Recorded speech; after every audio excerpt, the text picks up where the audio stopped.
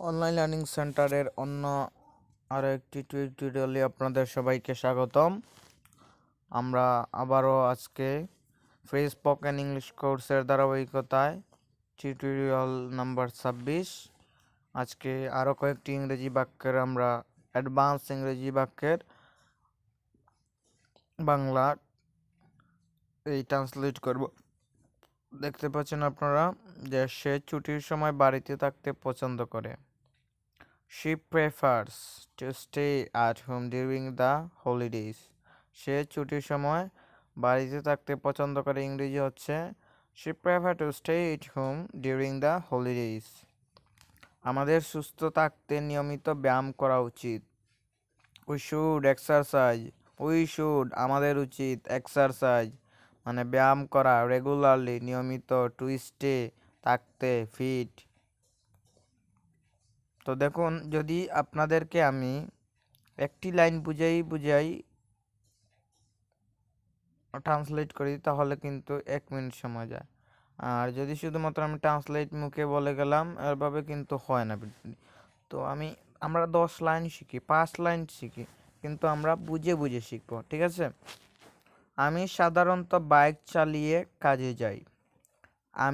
I usually সাধারণত travel মানে কি? ভ্রমণ করা। এখানে কি চালিয়ে যাওয়া অর্থে ব্যবহৃত হচ্ছে। ট্রাভেল টু ওয়ার্ক কাজ করতে, টু ওয়ার্ক মানে হচ্ছে কাজ করা, টু ওয়ার্ক মানে হচ্ছে কাজে, ঠিক আছে? বাইক আমি সাধারণত বাইক চালিয়ে কাজে যাই। I usually travel to work by bike. আমার প্রিয় শখ হলো ফটোগ্রাফি। মাই ফেভারিট আমার প্রিয়, হবি মানে শখ, আমার প্রিয় শখ, ইজ হয় ফটোগ্রাফি, অর্থাৎ আমার প্রিয় শখ হলো ফটোগ্রাফি, মাই ফেভারিট। তারপর দেখুন, তারা টেলিভিশনে একটি ফুটবল ম্যাচ দেখছে। দে আর ওয়াচিং তারা দেখছে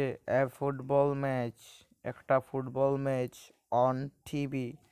তারা টেলিভিশনে বা টিভিতে একটি ফুটবল ম্যাচ দেখছে। They are watching a cricket match on TV. They are watching a WWE match on TV. They are watching a basket match on TV, ঠিক আছে?